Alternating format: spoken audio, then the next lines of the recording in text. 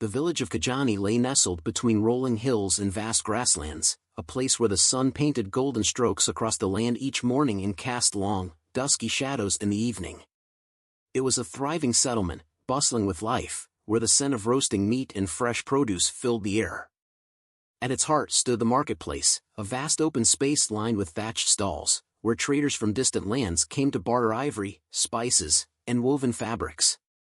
It was not just a place of commerce, it was the center of justice, where disputes were settled, alliances were forged, and punishments were carried out under the watchful gaze of the elders. Presiding over this land was Chief Zuberi, a man whose name alone could silence a room. His towering figure was wrapped in heavy robes, embroidered with symbols of power, his broad chest adorned with golden beads that shimmered under the sun. His eyes were like dark embers, cold, calculating, and unyielding. He had ruled for decades, his grip firm as iron. To some, he was a protector, a guardian who ensured order and discipline. To others, he was a tyrant, a man whose wrath knew no bounds, whose punishments were swift and merciless. His warriors carried out his word without question, and his rule was absolute. Among the many who toiled under Zuberi's command was Adisa, a young enslaved man whose spirit remained unbroken despite the weight of chains. He had been taken in as a boy, ripped from his family, and forced into servitude within the chief's compound. Yet, unlike others who had been crushed by years of hardship, Adisa held on to hope. He was lean but strong, with sharp eyes that missed nothing and a quiet resilience that set him apart. His laughter, rare as it was, still carried warmth, and his dreams, though buried, still flickered in the depths of his soul. The village was divided in its loyalties. Some believed in the chief's rule, accepting his brutal ways as the price for protection. Others, especially the elders who remembered gentler times, whispered of their discontent in hushed tones. The enslaved people, who carried the burdens of labor and suffering, lived in constant fear, yet within them burned a quiet defiance. They watched, they endured, and they waited, for what, none could say. But change, like a distant storm on the horizon, was coming. Dust swirled in the air as the market bustled with traders and villagers moving about their daily business. The scent of spices, roasted meat, and ripe fruit blended with the familiar sound of bartering voices. But amid the usual hum of life, tension simmered beneath the surface. Whispers spread from hut to hut, carried like dry leaves on the wind. Something had happened. A cry of alarm broke through the murmurs. Warriors clad in leather and bronze stormed through the marketplace, shoving aside vendors and scattering baskets of grain. At their center, Damu, one of Chief Zuberi's most trusted warriors, strode with purpose, his thick arms flexing as he dragged Adisa forward. The young man stumbled, his bare feet scraping against the rough ground, his arms bound tightly behind him with rope. "He is a thief!" Damu bellowed, his voice cutting through the noise. "I saw him lurking near the chief's private storage last night." Gasps rippled through the crowd. Theft from the chief's reserves was the highest crime one could commit. It was a direct challenge to Zuberi's authority, and the punishment was always severe. Adisa lifted his chin, his breath coming fast. "That is a lie," he shouted, struggling against the grip of the warriors. "I have stolen nothing." But his protests were drowned out by Damu's authoritative voice. "I found him sneaking away from the granary after dark. Who else but a thief slinks in the shadows?" The crowd murmured, but no one dared to speak up for him. Damu was known for his cruelty, a man who thrived under Zuberi's rule. His word carried weight, and no one would risk contradicting him. The warriors dragged Adisa before the chief, who sat on his elevated wooden throne near the marketplace, his expression unreadable. Zuberi's gaze was sharp, his fingers absently tracing the hilt of the ceremonial dagger at his waist. Silence settled over the village as all eyes turned to him. "You are seen where you should not be," the chief said, his voice deep and unwavering. "You know the laws, yet you defied them." "I did not steal from you, my chief," Adisa said, his voice steady despite the fear clung at his chest. "I was near the granary because I heard a noise, perhaps an animal or someone else lurking. I only wanted to see what it was." Laughter erupted from Damu, his lips curling into a sneer. "A noble tale. Convenient that no one else saw this other intruder." The villagers exchanged uneasy glances. Some knew Adisa to be an honest man, one who worked hard and never sought trouble. But fear of the chief's wrath kept them silent.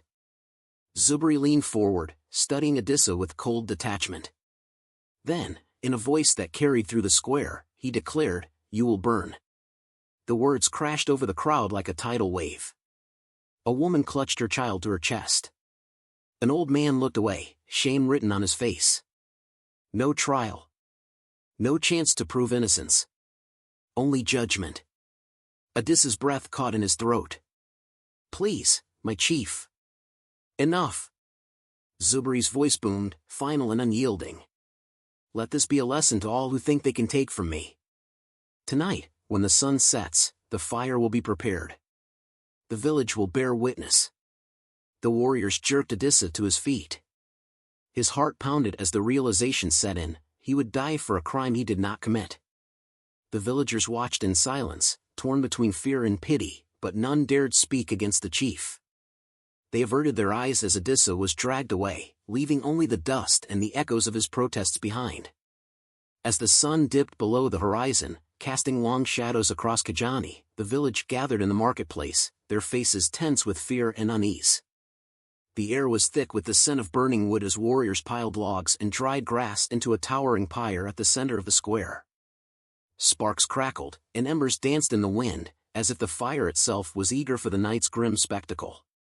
At the edge of the clearing, Adisa stood bound, his wrists and ankles tied with thick rope.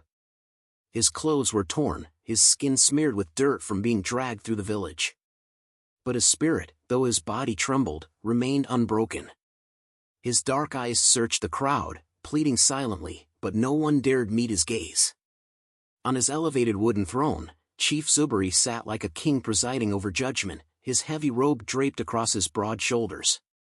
In the glow of the rising fire, his gold ornaments gleamed, a stark contrast to the cruel satisfaction twisting his features. He stood, raising his arms, and the murmurs of the crowd fell into silence. "This," he declared, his voice echoing in the still night, "is what happens to those who defy me." A murmur rippled through the crowd, though none dared speak. Zuberi turned to Adisa, his lips curling in disdain. "You are nothing. A thief. A liar. And tonight, you will serve as a warning to all who think they can steal from their chief." Adisa clenched his jaw. "I have stolen nothing," he said, his voice steady despite the fear clawing at his chest. "You condemn an innocent man." The chief chuckled, stepping closer, his presence casting a shadow over Adisa. "Innocence does not concern me," he said, his voice barely above a whisper, meant only for Adisa's ears. "Obedience does." Without another word, he signaled to his warriors. They seized Adisa and dragged him to the pyre, forcing him onto a wooden post.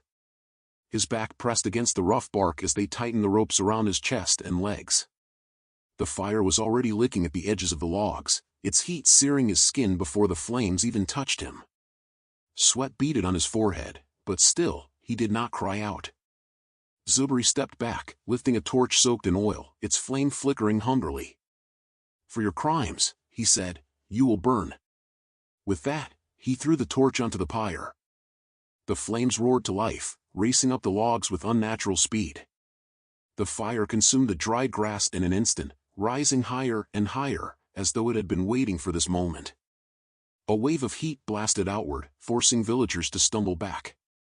Adisa's scream tore through the night, but it was quickly drowned out by a sudden, unnatural howl of wind. The flames, instead of burning downward, shot skyward, towering over the marketplace. The once clear sky twisted into a deep, suffocating black, as though the heavens themselves were recoiling. The villagers gasped, eyes widening in horror. Some clutched their charms, others whispered prayers to the ancestors. This was no ordinary fire. Then, just as suddenly as it had risen, the fire collapsed in on itself. The towering flames shrank, as though something unseen had devoured them. Sparks scattered into the wind, and the once blazing pyre stood eerily dark and silent. Only ashes remained. A heavy silence gripped the marketplace. The villagers stared in shock, their gazes darting between the chief and the remnants of the fire. No body. No bones. Just cold, lifeless ash where Adisa had stood moments ago. Zuberi's jaw tightened. His fingers curled into fists, but his voice was calm as he turned to his people. "It is done," he said. "The thief is no more." Some villagers bowed their heads. Others exchanged uncertain glances. Something unnatural had happened, but who among them would dare question the chief? Zuberi exhaled sharply, shaking his head. Foolish superstition. Nothing more. He turned and walked away, his warriors following closely behind. The crowd, still murmuring, began to disperse, though unease clung to them like mist. None saw the way the ashes stirred. None noticed the faint whisper that slithered through the wind. The village of Kajani awoke to an eerie stillness. The sun had barely begun its ascent, casting long shadows over the huts and fields, yet something felt unnatural, as though the land itself held its breath. A thin mist clung to the ground, unusual for this time of year, winding between the marketplace stalls and curling around doorways like silent fingers. The first to sense the disturbance was Django, a veteran warrior who had stood guard outside Chief Zuberi's hut through the night. He had not slept, nor had he been able to shake the unsettling feeling that something, or someone, was watching him. The embers of the fire that had consumed Adisa still smoldered in the center of the square, but they no longer provided warmth. Instead, the air felt cold, despite the season's usual heat. Django shifted his spear uneasily. He had not spoken of what he thought he had seen in the darkest hours before dawn. A shadow, barely visible against the moonlit wall of the chief's hut, had moved, slowly, deliberately, before vanishing like smoke. He had called out, but there had been no answer. When he stepped forward to investigate, there had been nothing there. He told himself it was exhaustion, a trick of the eyes. And yet, he could not shake the feeling that something was terribly wrong. By the time the first villagers emerged from their huts, the whispers had already begun. Near the river, the livestock pens were in chaos. Goats lay lifeless, their bodies untouched by any visible wound. Chickens that had clucked noisily the day before now sat eerily silent, as though frozen in place. The herders stood in confusion, their voices hushed with worry. "This is not natural," one of them muttered. "The animals were well last night." "It is a sign," another whispered. "A warning." Elsewhere in the village, a child ran breathlessly to her mother, eyes wide with terror. "Adisa spoke to me," she insisted, tugging at her mother's skirt. Her mother knelt, gripping the girl's shoulders. "What are you saying?" The child pointed toward the trees beyond the village. "I woke in the night, and he was there, just outside the hut. He called my name." The mother's blood ran cold. "You must have dreamed it, little one." But the child shook her head, her small fingers curling into fists. "No. He was real. He smiled at me. He said, 'It is not over.'" The mother pulled the girl close, glancing over her shoulder as if she, too, feared someone was listening. By mid-morning, fear had spread like wildfire. People spoke in hushed voices, their eyes darting toward the empty ashes where Adisa had burned. The village elder, a man who had lived long enough to see countless punishments, sat silent, troubled. "The ancestors do not take lightly to injustice," he finally murmured to those around him. "If Adisa was innocent, then the fire did not consume him, it set him free." The villagers shuddered. If the ancestors were angry, their wrath would not be easily appeased. And in the chief's hut, Zuberi sat alone, the weight of the whispers pressing down upon him. Though he would never admit it, even he could feel it, the shift in the air, the uneasy stillness that had settled upon the land. Something was coming. And it bore Adisa's name. The weight of unseen eyes pressed upon Chief Zuberi as he lay on his ornate sleeping mat, his breathing shallow, his chest rising and falling with unease. The flickering flames of his oil lamp cast shadows that danced along the walls of his hut, twisting into forms he dared not name. Sleep had eluded him since the execution, but when exhaustion finally claimed him, it brought nightmares more terrifying than any waking moment. The fire roared before him again. Adisa's screams filled the night, raw and piercing, his body writhing as flames engulfed him. The acrid stench of burning flesh choked the air, but Adisa did not simply burn, his eyes locked onto Zuberi's, unblinking, unyielding. His lips moved, whispering something the chief could not hear. Then, just as in reality, The flames twisted unnaturally, swallowing Adisa into darkness. Zuberi jolted awake, his body covered in sweat, heart slamming against his ribs. But something was wrong. The screams had not stopped. He sat up, breath ragged. The sound lingered in the air, distant yet close, as if coming from the very walls of his hut. He gritted his teeth and rose, snatching his spear as he stepped toward the entrance. Outside, the village was silent, too silent. Then came the footsteps. Soft.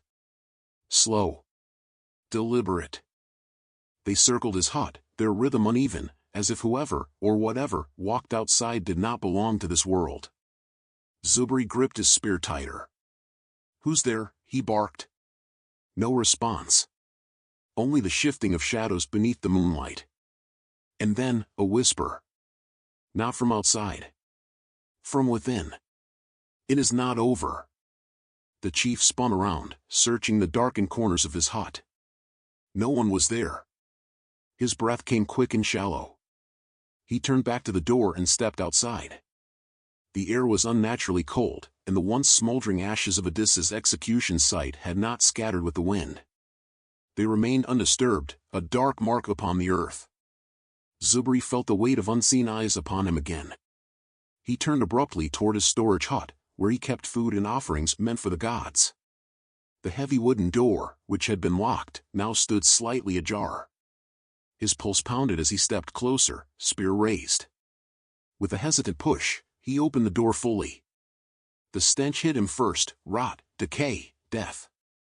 His entire stockpile of food, corn, dried meats, fruits, all lay ruined, writhing with maggots though they had been fresh just the day before. The woven baskets had begun to unravel on their own, their fibers blackened as if touched by fire. He staggered backward, bile rising in his throat. This was no ordinary spoilage. By morning, the whispers had spread among the villagers. The ancestors were sending a message. The elders gathered under the great baobab tree, their faces grim. The eldest among them, Mzitembo, spoke first. "The land is restless," he murmured, his voice heavy with knowing. "The spirits do not let an innocent man burn without consequence." A younger elder shook his head. "What must be done?" Mzitembo's aged eyes turned toward the chief's hut. "Justice must be served, or the spirits will take what they are owed." Meanwhile, the warriors who had helped carry out the execution began to suffer. That morning, Damu, the corrupt warrior who had accused Adisa, was found shivering violently, his skin pale, his breath coming in short gasps. His strength, once unmatched, had faded overnight. By midday, another warrior had vanished, his spear found at the edge of the river, but no tracks leading away from it. The village held its breath. Something was coming for them. And it would not stop until vengeance was complete. Zuberi had always been a man of unyielding power, his voice alone enough to silence a crowd, his glare enough to command obedience. But now, that power was crumbling. The once mighty chief, feared and revered, could not even command his own mind. Sleep had become a luxury he could no longer afford. Each time he closed his eyes, Adisa was there. Standing in the corner of his hut, his skin still burned and peeling, his eyes hollow yet filled with knowing. At first, it had been fleeting, a glimpse in the darkness, a figure at the edge of his vision. But now, Adisa stood closer each night, unmoving, watching. Zuberi stopped sleeping altogether. His body grew frail, his once broad shoulders hunched, his skin ashen with exhaustion. His people saw it, whispered about it. The great chief, the man who once ruled with an iron hand, now flinched at shadows. By the third day, he barely left his hut. When he did, the villagers no longer bowed as quickly, no longer averted their eyes in submission. Some muttered openly about the signs. His madness was proof that the ancestors had turned their backs on him. One morning, as he stumbled through the market, a group of warriors refused to answer his call. "Did you not hear me?" Zuberi's voice cracked, weaker than before. One of them, a younger warrior named Kwame, stepped forward. "We heard you, chief. But why should we follow a man who is cursed?" A murmur of agreement rippled through the crowd. Zuberi's fury boiled, but his body trembled too much to show it. He lifted his spear in warning, but his hand shook. The villagers did not cower. Desperation clawed at his throat. He needed help. That night, he made the dangerous journey to the hut of the village's most feared witch doctor, Baba Kofi. The old man sat by a fire, his face shadowed by the flickering light. He did not greet the chief, did not even look up. Zuberi sank to his knees. "Help me. The spirits torment me.